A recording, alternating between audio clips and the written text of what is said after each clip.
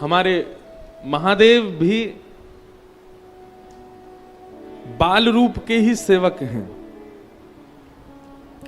महादेव को भी श्री राम जी का बाल रूप ही अति प्रिय है।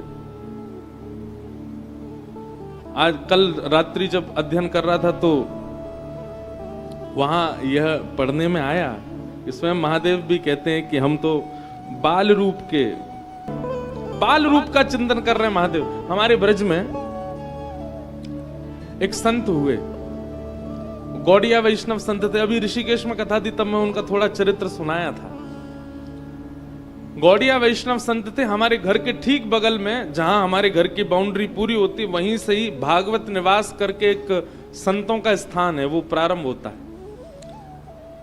मेरे कक्ष से भागवत निवास का दर्शन होता है। वहां सब संत नीचे भीतर गुफा बनाए हैं पृथ्वी के भीतर, वहां बैठ के भजन करते हैं। तो वहां एक गौड़िया महात्मा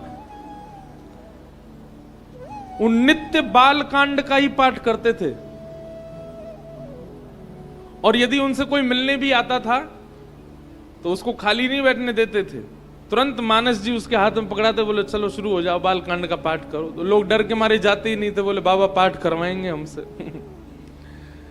एक बार उनसे हमारे वृंदावन के किसी संत ने कहा, बोले आप गौड़िया वैष्णव और आप कृष्ण उपासक वृंदावन में रहते हो और बालकांड की पूरी पाठ करते रहते हो, अयोध्या कांड में भी प्रवेश नहीं करते, कभी सुंदर कांड तक तो पहुंचे नहीं, केवल बालकांड 365 दिन बालकांड चलता रहता है आपका। इसके पीछे कारण क्या है? तब बाबा पूरी रामायण जी खोलते और इस वाली चौपाई को निकालते, बोले देखो जगत भावन भवानी शंकर देव भी नहीं, आदिदेव महादेव वे स्वयं कह रहे हैं, क्या बंदऊ बाल रूप सोई राम। वे स्वयं बाल रूप की उपासना करते हैं। कोई ने कही बाबा तो बाल रूप में कहां मिले? बोले भैया तू ना जाने को, या भेद को मैं समझ गया हूं जो महादेव कर रहे हैं। बोले कहा? बोले बाल रूप की वंदना या हमारी जरूरी है, जितना छोटो बालक उतनी जल्दी रीझ जाए, उतनी जल्दी मान जाए। वो जैसे जैसे बाकी आयु बड़ी होती जाए, जैसे तैसे वो और ज्यादा विलग है तो चलो जाए, और ज्यादा दुर्गम है तो चलो जाए। छोटे बच्चे को रो रहा हो टॉफी दे दो, खुश हो जाएगा। वही 26-27 साल का बालक रो रहा हो, उसको टॉफी दे दो, गुस्सा हो जाएगा।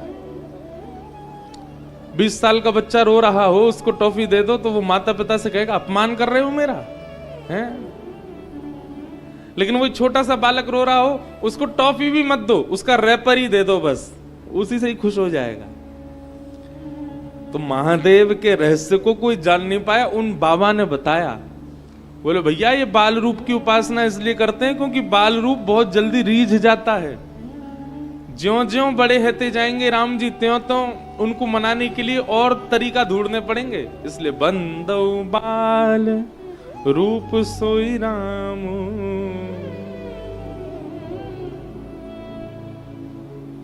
अब आपकी निष्ठा अगर अन्य रूपों में है तो उसको हम कोई नकारना नहीं चाहते, पर हम तो महादेव की बात कह रहे हैं।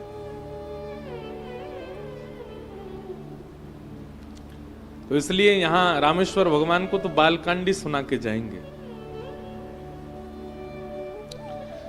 कल बड़े प्रेम और भाव से आनंद के साथ महादेव का विवाह उत्सव हम सब लोग श्रवण कर रहे थे। भूत प्रेत पिशाचनी डाकनी साकनी इन सब की बारात लेकर के श्रृंगी भृंगी के साथ महादेव गए और श्री पार्वती जी को ब्याह के लाए।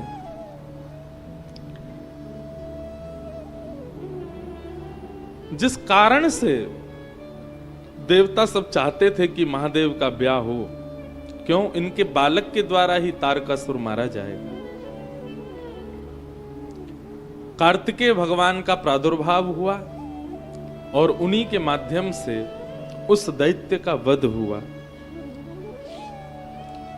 सब लीला कथा यहां सुनाई गई कि आपने जिज्ञासा तो की थी कि मुझे रामचरित्र सुनाइए, परंतु मैंने विषयांतर करते हुए आपको पहले शिव चरित्र सुनाया, और शिव चरित्र सुनाकर के मैं आपको परखने की कोशिश कर रहा था। मैं आपके हृदय को जानना चाह रहा था कि आप रामलीला सुनने के अधिकारी हैं कि नहीं। प्रथम ही मैं कहीं शिव चरित बूझा मरम तुम्हार, सुचि सेवक तुम राम के रहित समस्त विकार। मैंने पहले शिव चरित्र सुना करके आपके हृदय को जानने का, देखो ये गुरुजनों से सीखने वाली बात। सीधे अपने इष्ट का प्रसंग प्रारंभ नहीं करना चाहिए, सीधे अपनी प्रेमी की चर्चा सामने किसी के भी नहीं करनी चाहिए, नजर लगने का भय होता है। और दूसरी बात, सामने वाला अधिकारी है कि नहीं उसको सुनने का, समझने का, यह भी जानना होता है। बालक 6-7 वर्ष का कई बार बुद्धिमान हो जाता है, सीधे उसको दुकान पर नहीं बैठा दिया जाता, सीधे उससे जॉब नहीं करवाई जाती, सीधे उसको बिजनेस नहीं करवाया जाता, पहले उसको स्कूल भेजा जाता है, कॉलेज यूनिवर्सिटी में भेज के बच्चों के बीच में उसको परखा जाता है, उसको निखारा जाता है, तब जाकर के उसको व्यापार में लगाया जाता है।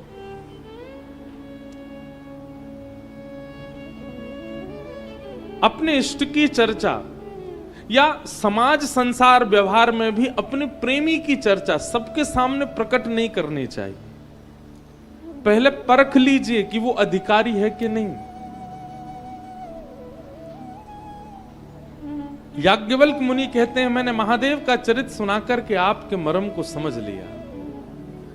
आप महादेव का चरित्र सुनकर के इतने भाव विह्वल हो रहे थे, इतने आनंद में भर रहे थे, उससे मुझे यह पता चल रहा था कि आप अधिकारी हो। यही डिट्टो ऐसा ही प्रसंग आता भागवत में।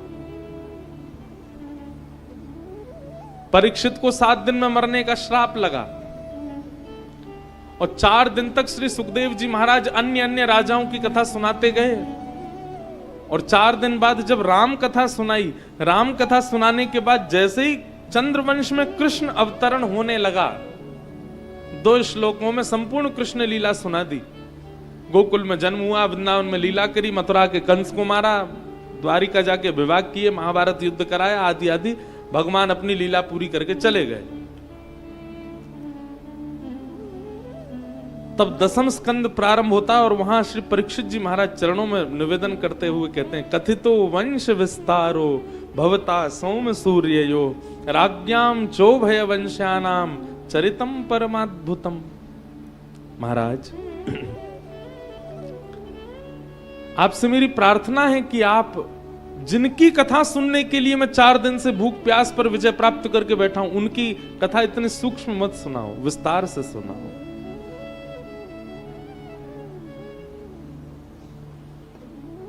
तब परीक्षित महाराज को इस भाव को देख करके सुखदेव जी कहते हैं, तुम्हें भूख नहीं लगती, तुम्हें प्यास नहीं लगती, तुम्हें सोना नहीं है, 4 दिन से बैठे हो। तो परीक्षित जी कहते हैं, पिबंतम त्वन् मुखाम भोजम च्युतम हरि कथामृतम। आपके मुख से इतनी सुंदर कथा सुनकर के मुझे निद्रा नहीं है, मुझे भूख प्यास नहीं है, मेरी सारी मानव देह की इच्छाएं आपकी कथा से पूरी हो रही हैं। ये बात तो है बंधु, अगर भक्ति में मन लग जाए, कथा में रुचि बढ़ जाए, सत्संग में स्थिति श्रेष्ठ होने लग जाए, तो कभी कभी देह की जो जरूरतें हैं संसार की, वो उनकी आवश्यकता नहीं पड़ती। हमसे लोग कहते हैं, महाराज जी आपको प्यास नहीं लगती कथा करते करते? नहीं लगती। भूख नहीं लगती? नहीं लगती। पैरों में दर्द नहीं होता? बिल्कुल नहीं होता। कमर अकड़ती नहीं? कभी कुछ नहीं होता। कई लोग इसको सोचेंगे ये अभ्यास है इनका। नहीं, हमारे आगे से माइक हटा दो, कथा हटा दो, उसके बाद देखो कमर दर्द भी है जाएगा, पैरन में दर्द भी है लगेगा, भूख भी लगेगी, प्यास। कथा में जब रुचि बढ़ती है तो देह की जितनी जरूरतें हैं सब सत्संग पूरा कर देता है, फिर इच्छा नहीं होती उसकी।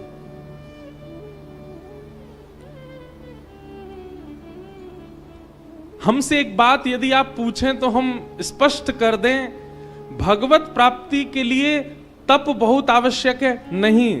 भगवत प्राप्ति के लिए व्रत बहुत जरूरी है? नहीं।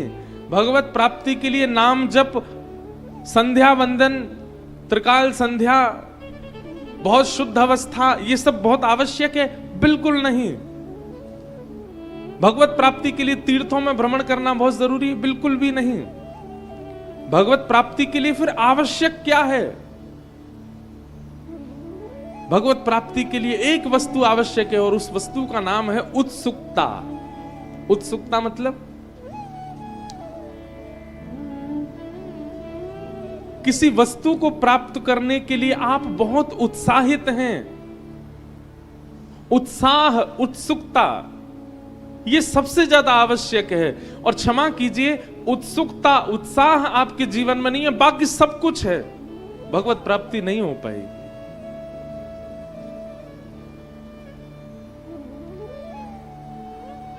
सबरी की भक्ति में क्या है? उत्सुकता। गुरुदेव कहकर के गए कि तुम्हारे यहां राम जी आएंगे। वर्षों निकल गए, एक आध 2-4 वर्ष की बात नहीं थी, सैकड़ों वर्ष निकल गए, हजारों वर्ष के आसपास हो गया। सबरी रोज उस रास्ते को बुहारती है जहां से राम जी आएंगे। क्यों? उत्सुकता। सबरी की भक्ति में नियम नहीं है, सबरी की भक्ति में व्रत नहीं है, सबरी की भक्ति में यज्ञ नहीं है, केवल उत्सुकता। भैया एक बात सुनना, आपने सब्जी बनाई, उसमें टमाटर डाल दिए, उसमें खटाई डाल दी, उसमें हल्दी डाल दी, मिर्च मसाले डाल दिए, काली मिर्च भी डाल दी, लौंग भी डाल दी, इलायची भी डाल दी, और जो जो उसको सुंदर बनाने के लिए सामग्री डालनी थी, दही डाल दी, सब कुछ डाल दिया, नमक नहीं डाला। चाहे उसमें कितने बहुव्यंजन डाले हों, कितने भी मसाले महंगे वाले सुगंधित डाले हों, लेकिन नमक ना डाला हो, सब्जी किसी काम की नहीं हो सकती। लेकिन आपके पास में बहुत व्यवस्था नहीं थी, आपने केवल उबलते पानी में सब्जी डाल दी उबाल करके, और उसमें केवल नमक डाल दिया, और नमक डाल करके उसको मीड़ करके थोड़ी चटनी से बना के दे दी, उससे भी पेट भर जाएगा। ठीक वैसे ही भक्ति में अन्य अन्य क्रिया, कई लोगों को मैंने देखा व्रत पर बहुत ध्यान रखेंगे कि हमारे व्रत टूटे ना। कई लोगों को देखा वो अपने नियम, सुबह 4 बजे उठना, गंगा जी में गोता मारना, महादेव पर अभिषेक करना और गौशाला जाके पूजा करना आदि, सब नियमों का पालन बहुत अच्छा, पर उत्सुकता नहीं है, उत्साह नहीं है भगवत प्राप्ति का। भक्तिहीन नर सोहि कैसे, लवण बिना बहु व्यंजन जैसे। बिना नमक के जैसे बहु व्यंजन अच्छे नहीं लगते, ऐसे बिना उत्साह के आपका भजन, आपका नियम, आपका क्रम भगवत प्राप्ति नहीं कराएगा। किसी भी भक्त का नाम बोलिए, मैं सिद्ध करके दिखा दूंगा कि उसकी भक्ति में उत्साह था, इसीलिए भगवान मिले। जिसके चित्त में उत्साह नहीं है, बाकी सब कुछ है, भगवत प्राप्ति नहीं हो पाएगी। एक बहुत सुंदर पद है, मुझे बहुत अच्छा लगता है, हमारे ब्रज का पद है। सबसे विशेष भक्त के अंदर जो गुण चाहिए वो उत्साह। आपके अंदर उत्साह नहीं है तो आप कितने भी नियमों का पालन करिए, पूरा जीवन एक जन्म व्यतीत कर दीजिए, ठाकुर जी नहीं मिलेंगे, पुण्य मिल जाएंगे आपको, भगवत प्राप्ति नहीं होगी। भगवत प्राप्ति तो केवल एक चीज से हो सकती है, और वो केवल और केवल उत्साह।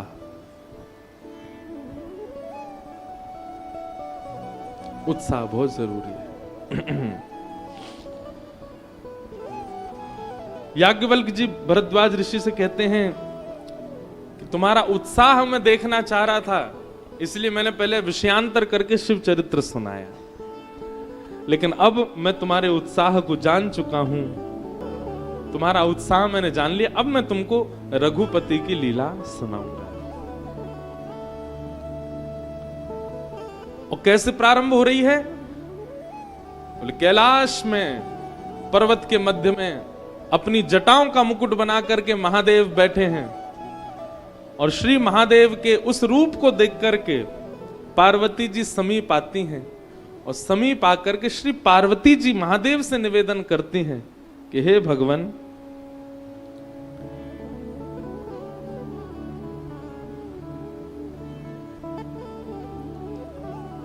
मैं आपसे निवेदन करना चाहती हूं कि मुझे अपने पूर्व जन्म की स्मृति हो गई है। सती चरित्र में मुझसे जो अपराध बना था राम जी के स्वरूप के प्रति, अब वह अपराध मैं नष्ट करना चाहती हूं। कृपा करके आप जिन राम नाम का दिन रात गुणगान करते रहते हैं, कृपा कर उनके बारे में मुझे कुछ सुनाइए। मेरे मन में अभी भी कुछ संशय है उस लीला के प्रति। जो वन में मैंने रूप देखा था ठाकुर जी का, जब वे परब्रह्म हैं, जब वे साक्षात नारायण हैं, जब वे आदि पुरुष हैं, तो फिर एक स्त्री के विरह में वो इतने व्याकुल क्यों थे? मैं परीक्षार्थी होकर के नहीं, मैं एक जिज्ञासु बनकर के आपसे पूछ रही हूं। कृपा करके मुझे उस परमात्म तत्व का बोध कराइए कि उन्होंने ऐसी लीला क्यों की। क्योंकि परमात्मा तो निर्विकार होता है, उसको कोई मोह नहीं होता, उसको कोई दोष नहीं होता। हे नाथ, मुझे आप अब योग्य जान करके कृपा करके राम जी का सुंदर चरित्र सुनाइए। महादेव इतने प्रसन्न हो गए हैं कि आज पार्वती जी ने कितनी अच्छी बात करी है, राम जी के चरित्र को सुनने की जिज्ञासा प्रकट करी है। पत्नी वो श्रेष्ठ नहीं है जो संसारी चर्चाएं करे, पत्नी वो श्रेष्ठ मानो जो पति से हरि चर्चा श्रवण करने की या तो इच्छा प्रकट करे या पति के संग कहीं कथा सुनने के लिए जावे, पत्नी वो श्रेष्ठ है। और ये बात हम नहीं कह रहे हैं, स्वयं महादेव कह रहे हैं। आज मानो महादेव का हृदय नृत्य कर रहा है। जिस सती ने पहले हृदय दुखाया था, जिनके भाव से महादेव अत्यंत अत्यंत विलाप करने लगे थे, विरह में चले गए थे, आज वही जब पार्वती के रूप में आई और उन्होंने श्री रघुपति प्रसंग पूछा है, तो मानो महादेव तांडव नृत्य करने की इच्छा में आ गए हैं, अत्यंत प्रसन्न हो गए हैं, धन्य धन्य कह रहे हैं। बोले आप जैसी कोई उपकारी नहीं है हे गिरिराज कुमारी। क्यों? विवाह के बाद पति पत्नी को यह करना चाहिए क्या? जो नव विवाहित होने वाले हैं उनको तो हम पहले ही बता रहे हैं, और जिनके है चुके हैं उनको तो अब क्या बताएं, अब तो बहुत समय निकल गया। लेकिन फिर भी मानस जी बहुत सरल हैं, कोई भी सुना सकता है। कम से कम इतना करे, पत्नी को सन्मुख आसन बैठा करके और संपूर्ण मानस जी की कथा पत्नी को श्रवण करावे, जैसे महादेव सुना रहे हैं श्री पार्वती जी को, और इतने ही उत्साह से सुना। यहां मैं चौपाइयां पढ़ रहा हूं और मुझे महादेव अत्यंत उत्साह में दिखाई दे रहे हैं, कितने आनंद में भर गए महादेव। महादेव कह रहे हैं, बोले राम कथा क्या है? राम कथा कलि विटप कुठारी, कलयुग रूपी वृक्ष को नष्ट करने के लिए कुठारी यानी कि कुल्हाड़ी के समान है राम कथा। सादर सुनो गिरिराज कुमारी, हे गिरिराज कुमारी। अब देखो कितना सम्मान दे रहे हैं पार्वती जी को। जहां सती ने जब पहले इतना गलत किया तो वहां पर शब्द ही अलग थे, दक्ष कुमारी और आदि आदि सब भाव कह रहे थे, लेकिन अब भवानी भी कह रहे हैं, गिरिराज कुमारी भी कह रहे हैं, खूब सम्मान से पार्वती जी का नाम ले रहे हैं। क्यों? क्योंकि हरि कथा के प्रति जिज्ञासा प्रकट की है। सौभाग्यशाली हैं वो पतिदेव जिनकी पत्नी कहती हो कि कथा में लेके चलो, हमें कथा सुननी है। वो सौभाग्यशाली। उनको सबके सामने छूने में शर्म आ रही हो तो एकांत में पांव छू लो एक बार पत्नी के। बोले वाह भैया, पार्वती जी आई घर में हमारे, कथा के प्रति इतनी रुचि। अच्छा, इस बात पे इतना लोग हंस क्यों जाते हैं? पूजनियों को बंधन करने में कोई दिक्कत थोड़ी होनी चाहिए। सत्संग के प्रति जो आपको अग्रसित करे वो गुरु से कम नहीं।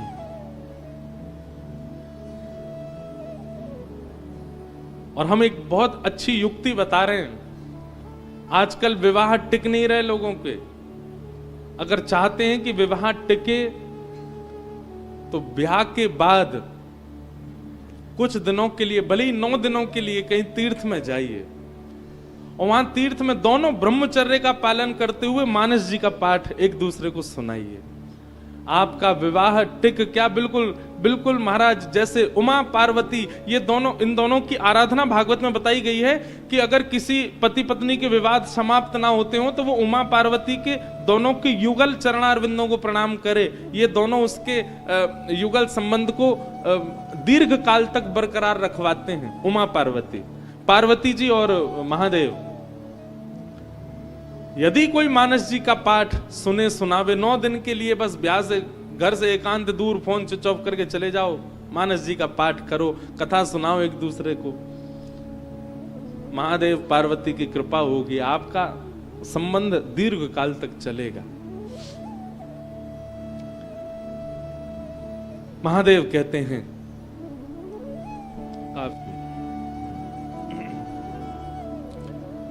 राम जन्म के अनेक हेतु हैं पार्वती जी, कुछ 2-4 कारण मानस जी में बताए गए हैं, उनको मैं तुम्हें सुना रहा हूं, कृपया ध्यान पूर्वक सुनो। 2 द्वारपाल हैं भगवान की, कथा सबको पता है, और ये बात मैं ही नहीं कह रहा हूं, स्वयं गोस्वामी जी भी कह रहे हैं कि सबको पता है, जाने सबको। जय और विजय। सनक सनंदन सनातन सनत कुमार एक बार भगवान नारायण का दर्शन करने के लिए गए,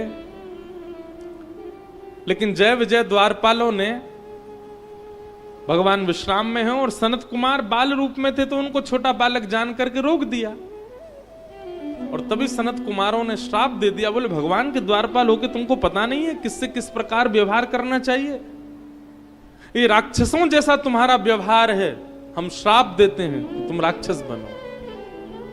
तभी भगवान बाहर निकल के आए वैकुंठ से और आकर के सनत कुमारों को वंदन किया, बोले भगवान आपकी बड़ी कृपा, क्रोधापि देवेन वरेण तुल्यम, बड़े लोगों का क्रोध कहीं ना कहीं वरदान साबित होता है। अगर सनत कुमार कोपित नहीं होते तो कभी राम अवतार नहीं होता। आपने कृपा करके मेरे द्वारपालों को अनुग्रह प्रदान किया है कि कुछ दिन मेरा सानिध्य इनको प्राप्त हो। भगवान कहीं ना कहीं अपराध मेरा भी है कि मैंने द्वारपालों को पहले से शिक्षा देके क्यों नहीं रखी, किसको रोकना किसको नहीं रोकना, किसको लाने देना। इसलिए अगर ये चारों युग में, तीनों युग में अगर ये राक्षस बनेंगे तो इनको उद्धार के लिए मैं भी अवतार धारण करूंगा। सतयुग में जय और विजय हिरण्यकश्यप और हिरण्याक्ष के रूप में प्रकटे, और भगवान ने एक अपनी तरफ से बात कही, ये 3 बार राक्षस बनेंगे और इनके उद्धार के लिए मैं 4 अवतार धारण करूंगा। हम 4 बार जाएंगे। जय और विजय हिरण्यकश्यप हिरण्याक्ष बन करके आए और उनके उद्धार के लिए भगवान, हिरण्याक्ष के उद्धार के लिए भगवान वराह बने और हिरण्यकश्यप के उद्धार के लिए भगवान नृसिंह बने। सतयुग में। त्रेता में जय और विजय कुंभकर्ण और रावण के रूप में जन्मेंगे और इनके उद्धार के लिए मैं राम रूप धारण करूंगा। द्वापर में शिशुपाल और दंतवक्र के रूप में ये दोनों जाएंगे और तम के इनके उद्धार के लिए मैं कृष्ण रूप धारण करूंगा। सनत कुमारों के इस शाप से भगवान के अवतार का प्रयोजन हुआ, भगवान के अवतार का कारण बना।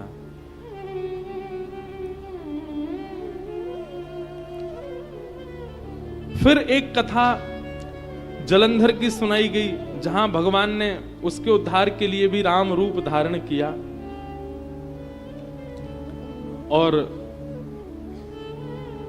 एक बड़ी प्रसिद्ध कथा और बड़ी रोचक कथा भगवान श्री राम के अवतरण की सुनाई गई। राम अवतार के पीछे एक कारण है कि एक बार नारद जी ने श्राप दिया और नारद जी के श्राप के कारण एक कल्प में भगवान राम को आना पड़ा। नारद जी के श्राप की वजह से भगवान को आना पड़ा। सुनते ही पार्वती जी चकित हो गई। बोले मेरे गुरुदेव नारद जी, वे तो साक्षात नारायण के भक्त हैं, वे तो साक्षात विष्णु के भक्त हैं, वो कैसे श्राप दे सकते हैं? महादेव बोले पानी पियो छान के, गुरु बनाओ जान के। आपने ऐसे गुरु जी बनाए, देखो हमारे भगवान को उनकी वजह से अवतार लेना पड़ा। गोस्वामी तुलसीदास जी महाराज इतना सुंदर वर्णन करते हैं। पार्वती जी बोली अरे नहीं नहीं नहीं नहीं, आप हमारे गुरु पर प्रश्न मत उठाइए। तो आपके गुरु जी ने श्राप दिया भगवान को। पार्वती जी बोली नहीं नहीं, हमारे गुरु ऐसे नहीं कर सकते। कारण कवन श्राप मुनि दीना, ऐसा कौन सा कारण था जिसकी वजह से मेरे गुरु को श्राप देना पड़ा भगवान को? और फिर अगली पंक्ति क्या कहती हैं? का अपराध रमापति की। पार्वती जी कहती हैं जरूर भगवान ने कोई अपराध किया होगा, इसीलिए मेरे गुरुजी ने उनको श्राप दिया। महादेव बोले वाह पार्वती वाह, मतलब आप ये मान सकती हो कि भगवान ने अपराध किया होगा, लेकिन ये नहीं मान सकती कि आपके गुरु ने जबरदस्ती श्राप दे दिया है। पार्वती जी बोली आप जो कहेंगे सब स्वीकार है, पर मैं अपने गुरु की निंदा नहीं सुन सकती। मैं अपने गुरु के प्रति जो मेरा भरोसा, जो मेरा विश्वास है, मैं उसको नहीं डगमगा। जरूर भगवान ने कोई अपराध किया होगा। ये बहुत ऊंची बात है। आप भगवान को अपराधी मान रहे हो लेकिन अपने गुरु को नहीं। कहीं ना कहीं ये गुरु निष्ठा है। आजकल के पढ़े लिखे लोग इस बात पर ज्यादा मोहर नहीं लगाएंगे। आजकल के पढ़े लिखे लोग इस बात को ऐसा कह सकते हैं कि भैया ये तो अंधविश्वास हो गया, गुरु कुछ भी करे हम उसको माने ही माने। हमारी एक बात बहुत ध्यानपूर्वक सुनिएगा, गुरु शरीर नहीं होता, गुरु व्यक्ति नहीं होता, गुरु बुद्धि नहीं होता, गुरु मन नहीं होता, गुरु माता पिता के गर्भ से जन्मा व्यक्ति नहीं होता, गुरु चिता में जलने वाला व्यक्ति नहीं होता। अगर इन सब चीजों में गुरु का दर्शन आप कर रहे हो तो क्षमा कीजिए, आपने गुरु बनाया नहीं है। गुरु मानव नहीं है, गुरु बुद्धि नहीं है, गुरु जन्म लेने वाला नहीं, गुरु मरने वाला नहीं। चिनानंद रूप शिवोहम शिवोहम, वो साक्षात शिव है, वो साक्षात राम है, वो साक्षात परब्रह्म के समान है। वो गुरु दृष्टि अगर हो जाए तो मानो कि आपने गुरु बनाया। अगर आप ये मानते हैं कि गुरु व्यक्ति है तो गुरु से अपराध होगा तो आपको दिखेगा। व्यक्ति यदि मानोगे तो उससे अपराध होगा।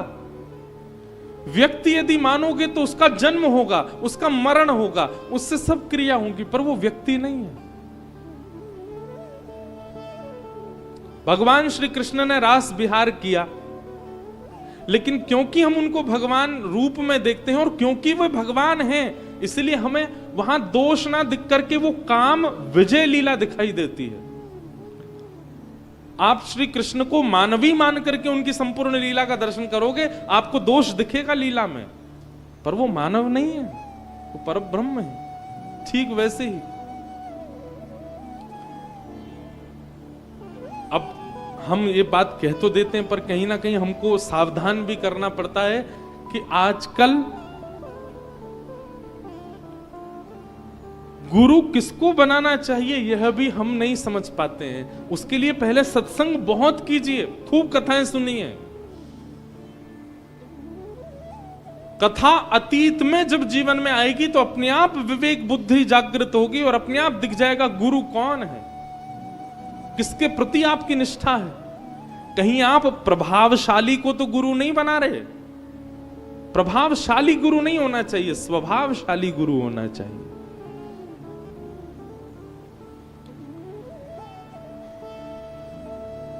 लेकिन जब गुरु बना लो तो गुरु के वचन अटल कर मानो। गुरु वाणी पर, गुरु आज्ञा पर, गुरु चर्चा पर, गुरु वाक्य पर इतना विश्वास रखो, आपका विश्वास ही आपको भगवत प्राप्ति करा देगा। बस विश्वास अटल हो।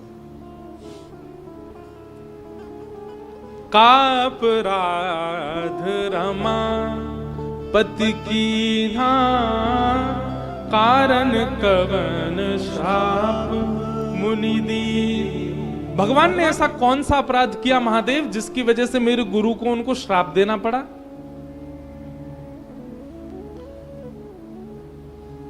महादेव हंसने लगे, बोले जय हो पार्वती जी, आपकी गुरु निष्ठा को प्रणाम। आपके इस गुरु भाव को मैं प्रणाम करता हूं जिसके आगे आप ठाकुर जी को अपराधी मान रही हो।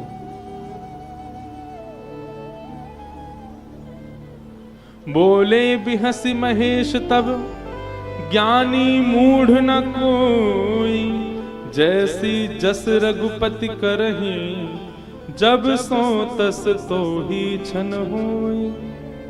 आहा, महादेव हंसते हुए कहते हैं, बोले आपके संशय को मैं अभी समाधिस्थ करता हूं, आपके इस प्रश्न का मैं उत्तर देता हूं।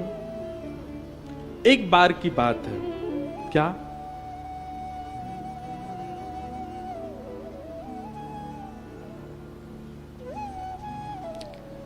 बद्रीनाथ की बात है। बद्रीनाथ में श्री नारद जी महाराज तप कर रहे हैं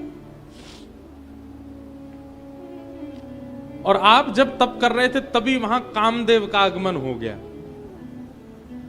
जैसे कल हम सुन रहे थे ना कि महादेव के तप में कामदेव ने आकर के भंग किया ऐसे। अच्छा, कामदेव खुद नहीं आता, कामदेव को देवता ही भेजते हैं। नारद जी महाराज का तप इतना श्रेष्ठ चल रहा था, इतना उत्तम चल रहा था, स्वर्ग में बैठा हुआ इंद्र घबरा गया। इंद्र को लगने लगा कि कहीं नारद जी का तप इतना श्रेष्ठ ना हो जाए कि ये मेरी पदवी छीन ले मुझसे। इंद्र के पास एक ही बाण है, कामदेव। तुरंत कहा, बोले जाओ नारद जी का ध्यान भंग करो, इनकी तपस्या भंग करो।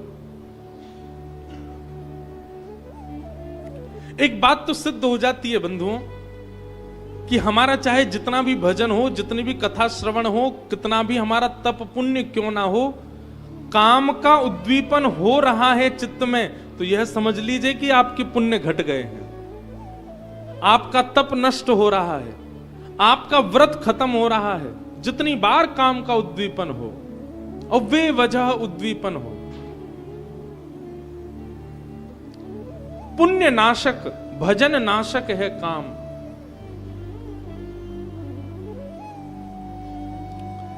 नारद जी महाराज तप कर रहे थे, तभी कामदेव का आगमन हो गया और कामदेव ने आकर के सुंदर हवा बहानी शुरू कर दी। अप्सराएं नृत्य करने लगी, गंधर्वा आ गई, आकर के सुंदर सुंदर महकाने लगी, वातावरण को सुंदर पुष्प प्रकट हो गए। कामदेव ने अपने सबरे बाण चला दिए, लेकिन जिस प्रकार महादेव का बाल बांका नहीं कर पाया, उसी प्रकार नारद जी भी ध्यानस्थ रहे, कामदेव उनका कुछ नहीं बिगाड़ पाए। कामदेव ने जैसे ही देखा कि भैया नारद जी का तो बाल बांका भी नहीं हुआ, ये तो यथावत उसी स्थिति में बैठे हैं, सोई कामदेव ने चरणों में प्रणाम किया, दंडवत किया। जय हो जय हो जय हो भगवान, या तो मैंने महादेव को देखा था इस रूप में, या फिर मैंने आज आपको देखा, आपकी जय हो। नारद जी महाराज के धीरे धीरे नेत्र खुले। अच्छा, एक बात सुनेंगे आप।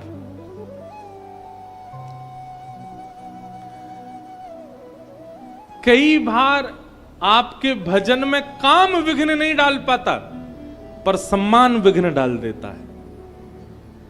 कई बार काम आपको आपके भजन से हटा नहीं पाता, पर बहुत सम्मान दिखने लग जाता है, तो आप अपने मार्ग से बिखरने लग जाते हैं, बिछड़ने लग जाते हैं। कहीं ना कहीं काम से भी ज्यादा बलवान सम्मान है। कामदेव को प्रणाम करते हुए देखा, नारद जी महाराज ने धीमे से नेत्र खोले। कामदेव बोला, मैंने इतने बाण चलाए तब नेत्र नहीं खोले, और जैसे ही मैं दंडवत प्रणाम हुआ, सम्मान देने लगा, सो ही नेत्र खुल गए, इनके भजन छूट गया।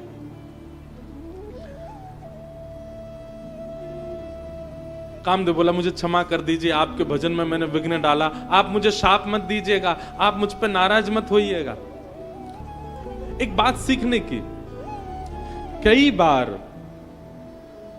कई लोगों का स्वभाव होता है कि वो गलती करने वाले को क्षमा ही करते रहते हैं। ठीक है, एक बार क्षमा किया, 2 बार क्षमा किया, 3 बार क्षमा किया, पर कई बार गलती होते देख करके भी आप बार बार क्षमा करते हैं, तो आप उस व्यक्ति का जीवन खराब कर रहे हैं। कभी कभी किसी को सुधारने और संभालने के लिए रोष करना जरूरी होता है, विशेष रूप से माता पिताओं को, विशेष रूप से गुरुजनों को, और कहीं ना कहीं कभी कभी पत्नी को पति पर भी, और पति को पत्नी पर भी। कभी कभी वो स्थिति बिगड़े ना, लेकिन सुनिए हमारी बात को अन्यथा मत लीजिएगा, हम बार बार कभी कभी शब्द लगा रहे हैं। पता चली रामेश्वरम से जाते एक दूसरे के बाल पकड़ लिए और महाराज जी कह रहे थे कि कभी कभी रोष जरूरी है। ऐसा रोष नहीं, रोष में अंग स्पर्श तो होना ही नहीं चाहिए। भगवान ने हमको 5 इंद्रियां इतनी खतरनाक दी हैं कि आंख और वाणी, ये 2 ही काफी हैं। इनसे ही कह दीजिए, इनसे। महादेव ने भी तो रोष किया सती के ऊपर, पर कभी भी स्पर्श नहीं किया सती को, या फिर कुछ ऐसा जो आजकल के कर देते हैं लोग, ऐसा कुछ नहीं किया। केवल व्यवहार से ही सती को अनुभव करा दिया कि उसने गलत किया है। ये एक बुद्धिमान व्यक्ति का लक्षण होता है। कभी कभी माता पिता को, गुरु को, पति पत्नी को संबंध बचाने के लिए और व्यक्ति को सुधारने के लिए रोष करना चाहिए। कभी कभी रोष के पीछे, क्रोध के पीछे उद्देश्य शुद्ध होना चाहिए, तो आपका रोष पाप भागी नहीं होगा। अगर आपका उद्देश्य शुद्ध नहीं है तो आपका रोष, अगर आपका उद्देश्य शुद्ध नहीं है तो आपका रोष पाप भागी हो जाएगा।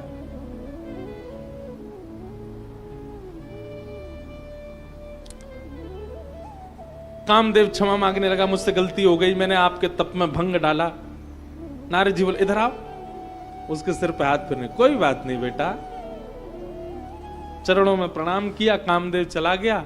नारद जी महाराज लंबी सांस लेने लगे, अच्छा तो हमने काम को जीत लिया। पूरे विश्व में महादेव की चर्चा होती है, सब महादेव की चर्चा करते हैं कि उन्होंने तो कामदेव को जला के भस्म कर दिया, पर देखो मैंने काम को जलाया भी नहीं, मैंने तो जीत लिया। कहीं ना कहीं महादेव से ऊंचा मेरा नाम हो गया। जरूरी नहीं है कि काम ही सर्वनाश करता है, कभी कभी मान भी सर्वनाश कर देता है। बहुत ध्यानपूर्वक सुनो। नारद जी महाराज के मन में आया, लेकिन काम को हमने जीता ये देखा तो किसी ने भी नहीं। इसका प्रचार कैसे हो, दुनिया को पता कैसे चले कि हमने काम जीता।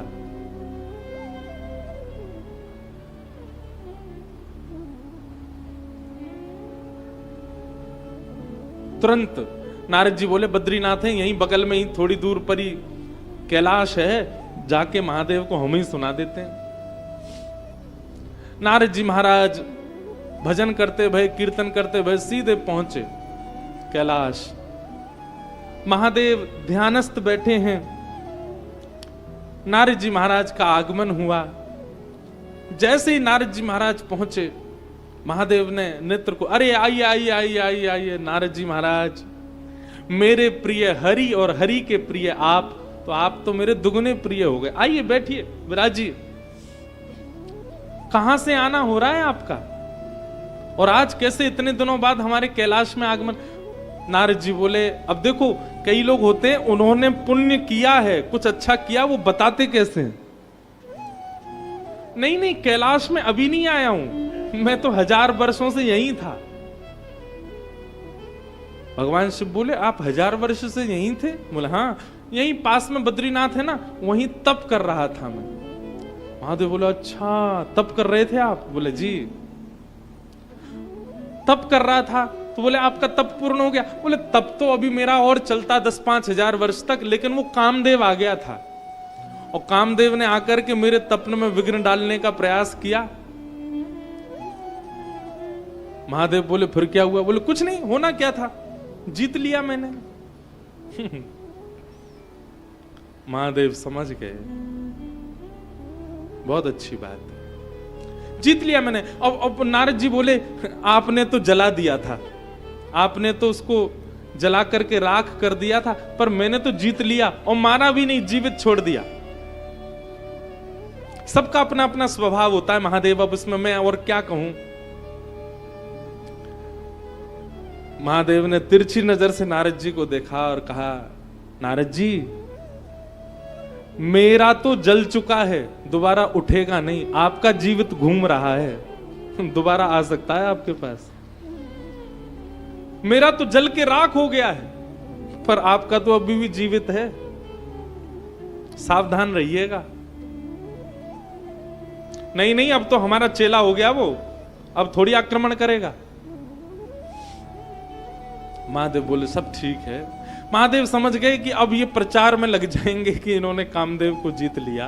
और क्षमा कीजिएगा, एक बात यहां पर पुष्ट होती है कि आप जब किसी दुर्भाव पर विजय प्राप्त करते हैं और उस दुर्भाव का जब प्रचार कर देते हैं, तो वही दुर्भाव प्रचंड होकर के दोबारा आएगा और आपका नाश करेगा। लोगों को अपने व्रत नियम बताने में बहुत आनंद आता है। हम ये नहीं करते, हम ऐसा नहीं खाते, हम वहां नहीं जाते, हम तो ये नियम करते हैं, हम तो सारी एकादशी करते हैं, हम तो सारे प्रदोष के व्रत करते हैं, हम तो ऐसा करते हैं। मत गाइए, नारद जी से सीख लीजिए। क्योंकि जब आप अपने नियमों का गायन करना शुरू करते हैं या आप अपनी इंद्रिय के किसी विजय भाव का प्रचार कर देते हैं, तो वो एक ना एक दिन नष्ट होगा। प्रचार मत करो। आप किसी नियम में हैं तो अपने अंदर गुप्त रखिए, उसको प्रकाशित करने की आवश्यकता नहीं।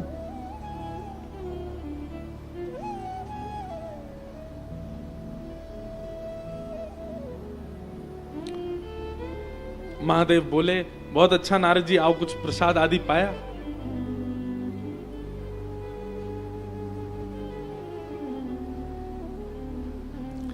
नारद जी बोले, अच्छा ठीक है मैं चलता हूं। महादेव पहचान गए, बोले ये कहां जा रहे हैं। अब इनको लगा कि महेश को तो सुना दिया, अब जाकर के रमेश को सुनाऊं। रमेश मतलब लक्ष्मीपति, उनको भी तो बताऊं कि मैंने कामदेव जीता।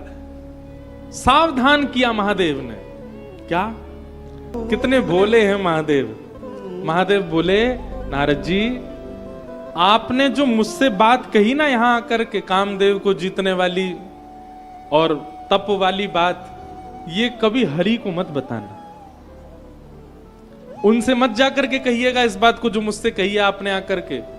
और इतना ही नहीं, चले हु प्रसंग दुरायु तबहु, अगर कभी काम के विजय की बात भी चल रही हो और आप उस सभा में बैठे हो, तब भी आप कभी इस बात का प्रकाश मत कीजिएगा कि आपने काम पर विजय प्राप्त की है। दोनों प्रकार से उन्होंने नारद जी को समझाया कि आप इस बात को हरि से मत कह देना। पर कई बार ऐसा होता है बंधुओं, जब हमारी हित की बात कही जाती है तो हमको ये लगता है ये सामने वाला हमसे चिढ़ रहा है, तभी हमको मना कर रहा है। नारद जी ने भी यही सोचा, बोले इनका तो प्रचार हो गया है तीनों लोकों में कि इन्होंने काम को जला दिया। अब ये नहीं चाहते कि मुझसे ऊपर कोई और जाए, इसलिए मुझे मना कर रहे हैं कि तुम हरि को मत बताना जाके। नारद जी महाराज बोले, ये चिढ़ गए हैं तभी मुझको मना कर रहे हैं। नारद जी बोले, नहीं नहीं, मेरा क्या मतलब पड़ा है, मैं क्यों कहूंगा, और अपनी प्रशंसा अपने मुंह से कौन करता है। ठीक है महादेव चलते हैं। महादेव बोले, ये मानेंगे नहीं, वहीं जाएंगे। और वही हुआ। कैलाश से निकलते ही सीधे कैलाश से उतर करके कहां गए, क्षीर सागर की ओर। और क्षीर सागर में प्रवेश किया। शेष नाग पर पौड़े हैं संग चक्र गदा पद्मधारी श्रीमन नारायण भगवान। लक्ष्मी निवास भगवान चरण दबा रही हैं श्री लक्ष्मी जी। नारद जी महाराज पहुंच गए और नारद जी ने जाके जैसे ही कीर्तन करना प्रारंभ किया, हरिश शरणम हरिश शरणम हरिश शरणम, श्रीमते नारायणाय नमः श्रीमते नारायणाय नमः। नारायण भगवान को प्रणाम करने लगे। तो और दिन तो नारायण भगवान पौड़े पौड़े ही आशीर्वाद देते थे, जय हो नारद जी, प्रसन्न रहो। अच्छा एक बात हम आज मन में आ रही थी मेरे, क्योंकि श्री निवास भगवान का जब प्रसंग आया है, कल कथा 2 सत्र की होगी और कल कथा विश्राम हो जाएगी, फिर 31 तारीख आपके पास में खाली है, तो क्यों ना जिनका अगर चले बन सके क्रम, तो आप सब लोग यहां से थोड़ी दूरी पर ही श्रीनिवास भगवान प्रत्यक्ष बैठे हैं। तिरुचिरापल्ली में श्री रंगनाथ भगवान हमारे इष्ट शेषनाग पर पौढ़ानाथ विराजमान है। थोड़ी दूरी है यहां से, 200 कुछ किलोमीटर है, बस 4-5 घंटे का मार्ग है, बढ़िया रोड है। क्यों ना इस वर्ष के विश्राम में यहां पर हर के दर्शन हो गए, हरि के भी करें आना। मैं तो नहीं जा पाऊंगा, मुझ पर तो समय नहीं है, पर मेरी तरफ से अगर कोई जाना चाहे, सब जाओ ऐसा मेरा आग्रह नहीं, पर जिसको भी मन हो सुबह सुबह यहां से 5-6 बजे निकलो, आप 9-10 बजे तक पहुंच जाओगे, वहां जाकर के श्री रंगनाथ भगवान का दर्शन करो। ज्यादा नहीं, हमारे वृंदावन के जैसे ये रामेश्वर भगवान का मंदिर बहुत बड़ा है, लेकिन रामेश्वर भगवान के मंदिर की प्रसिद्धि है कि यहां सबसे ज्यादा पिलर हैं, सबसे ज्यादा खंबे हैं, लेकिन चौड़ाई में और भूमि के रूप से यदि देखें तो विश्व का सबसे बड़ा मंदिर है श्री रंगनाथ मंदिर, तिरुचिरापल्ली में श्रीरंगम। ज्यादा नहीं, हमारे वृंदावन से न के ही छोटा होगा, वृंदावन के आसपास बड़ा ही है, बस इतना बड़ा मंदिर है, और वहां पर साक्षात श्री रंगनाथ भगवान विराज रहे हैं। बहुत सुंदर कथा है श्री रंगनाथ भगवान की। और ये कौन है पता है आपको? रंगनाथ भगवान ये राम जी के इष्ट हैं। अयोध्या में दशरथ जी जिन अपने इष्ट की आराधना करते हैं, वही विराज रहे हैं यहां पर। ये देवताओं के आराध्य थे। तब एक बार इंद्र ने प्रसन्न होकर के दशरथ जी से कहा कि आप कुछ मांग लीजिए, तो दशरथ जी बोले आपके जो इष्ट नारायण है ये हमको दे दो, हम अपनी अयोध्या में इनकी पूजा करेंगे। तब वही नारायण भगवान अयोध्या में विराजे, और जब अयोध्या में विराज गए, राम जी लंका गए, लंका में जाकर के रावण का वध किया।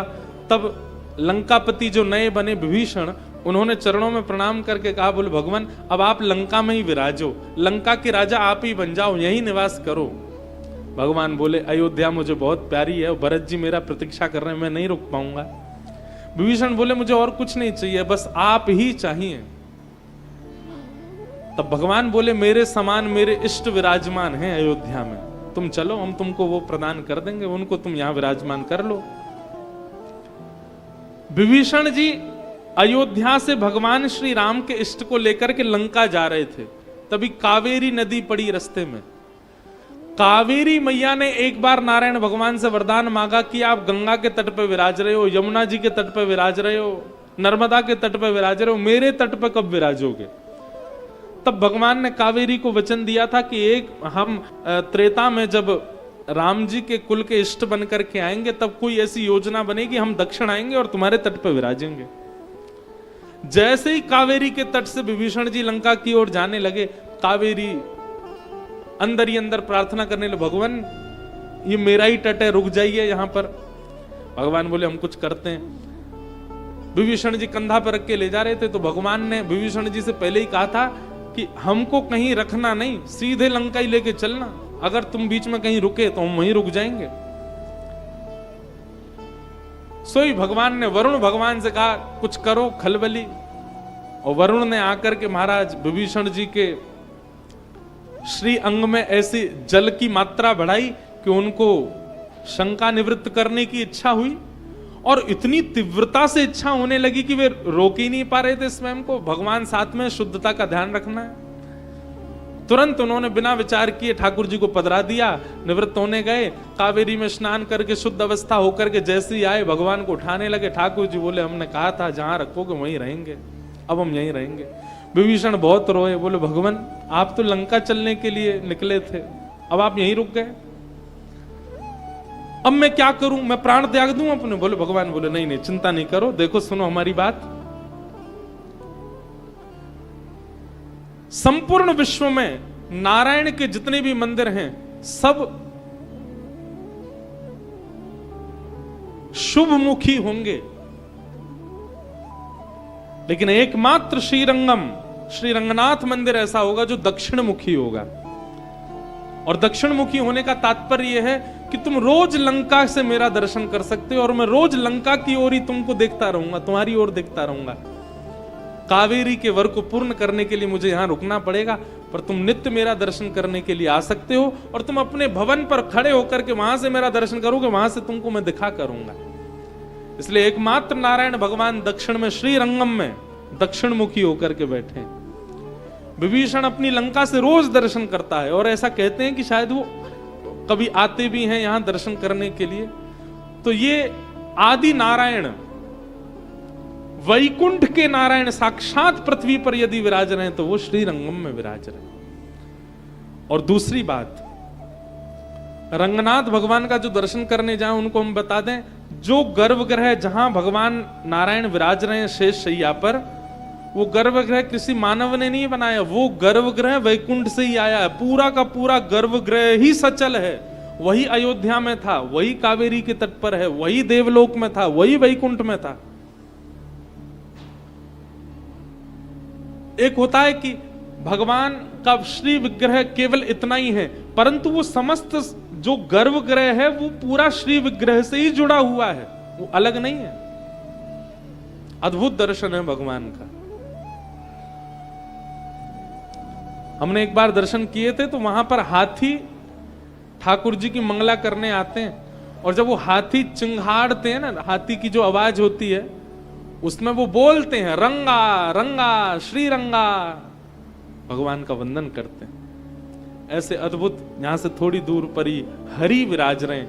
हर से मिल ली, अब हरि से भी मिल आना यदि समय मिले तो। नारद जी पहुंच गए, शेषनाग पर पौड़े थे भगवान। जैसे ही नारद जी ने आकर के करताल में कीर्तन करना शुरू किया, और दिन तो भगवान शेषनाग पे बैठे बैठे आशीर्वाद देते थे, आओ नारद जी विराजो। पर आज ठाकुर जी उठ के खड़े हो गए, लक्ष्मी जी से कहा रुको रुको रुको, नारद जी आए हैं, उनका स्वागत कर आऊं, मैं थोड़ा उनको लेके आऊं। लक्ष्मी जी बोली पहली बार तुम आ नहीं रहे, तो बहुत बार आए हैं और हर बार आप पौड़े ही रहते हो, आज ऐसा विशेष क्या है कि आप उठ करके जा रहे हो? भगवान बोले बीमार हो गया नारद, और बीमार व्यक्ति को थोड़ा हाथ देना पड़ता है, कहीं बेचारा लड़खड़ा ना जाए, गिर गिरा ना जाए। बेचारे बहुत बीमार हो गए, इनको थोड़ा हाथ दे के आऊं। भगवान उतर करके दौड़े और दौड़ करके नारद जी का, अरे नारद जी संभल के संभल के संभल के, ऐसे लेकर के आए। नारद जी आकर के बैठ गए। भगवान बोले और बताइए सब बढ़िया है? हाँ जी सब बढ़िया। और कहां थे इतने दिन से, आप आए नहीं, बहुत वर्ष लगा दिया आने में। बस नारद जी को तो प्रारंभ चाहिए था, कोई पूछ ले कहां थे इतने दिन से तो हम बता में। कामचरित सारी बात बता दी। बोले हम हिमालय गए थे और वहां पे जाके तपस्या कर रहे थे, और तपस्या करते करते करते करते करते समय निकलता गया निकलता गया निकलता गया, और ऐसा कह के नारद जी रुक गए। भगवान बोले फिर तपस्या पूर्ण हो गई? बोले पूर्ण तो नहीं हुई, कामदेव आ गया था, खूब प्रयास किया पर मैंने जीत लिया उसको, और पूरी बात बता दी। अभिमान में भर करके नारद जी क्या कहते हैं, बुरा मत मानिएगा, 99% लोग इसी भाव में रहते हैं। उनसे कहो आपका घर बहुत बढ़िया, आपका बेटा तो बहुत बढ़िया निकल के आया, आपकी बहू बहुत सब भगवान कृपा है। सब लोग ऐसे ही बोलते हैं, पर सब अभिमान में बोलते हैं। मनी मन जब बोल रहे होते ना, सब आप लोगों का आशीर्वाद है, सब भगवान की कृपा है हमारे ऊपर, तो हम तो कुछ करते नहीं है भैया, क्या बताएं, कुछ किया ही नहीं। बेटा ने कहा था कि पिताजी 1 करोड़ रुपया लगेगा पढ़ने में, अब सब आप लोगों का आशीर्वाद, कर दिया हमने व्यवस्था, तो बस हमारा कोई योग्य तो नहीं था। बेटा ने कहा कि अमेरिका पढ़ने जाना है, अब हमारी कहां भैया इतनी पहुंच, पर हमने करवा दिया, हमने किया, विदेश मंत्री को फोन किया, फिर हमने उससे कहा कि वीजा वीजा लगवा दो। हमारी तो कहां पहुंच है, सब भगवान की कृपा है। कहते भी जाएंगे और बार बार वो ये भी कहेंगे भगवान की कृपा। ये बात हम इसलिए कह रहे हैं, हम बहुत लोगों से मिलते हैं, किसी से कह दो आपने बहुत जोर की कथा कराई, क्या व्यवस्था करी है, हजारों लोग कथा में आ रहे थे, हमने कुछ नहीं किया, महाराज सब भगवान की कृपा। भगवान देख करके सिर हिला रहे हैं। वाह, बहुत बढ़िया नारद।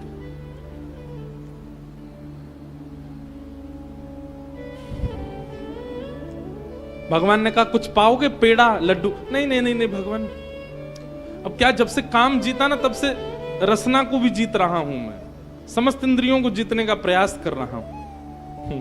भगवान बोले बहुत बढ़िया, ठीक है नारद जी फिर आइएगा। बोले हाँ मैं जल्दी आऊंगा। भगवान देख करके अति प्रसन्न हो रहे, बोले अब नारद को संभालना जरूरी है।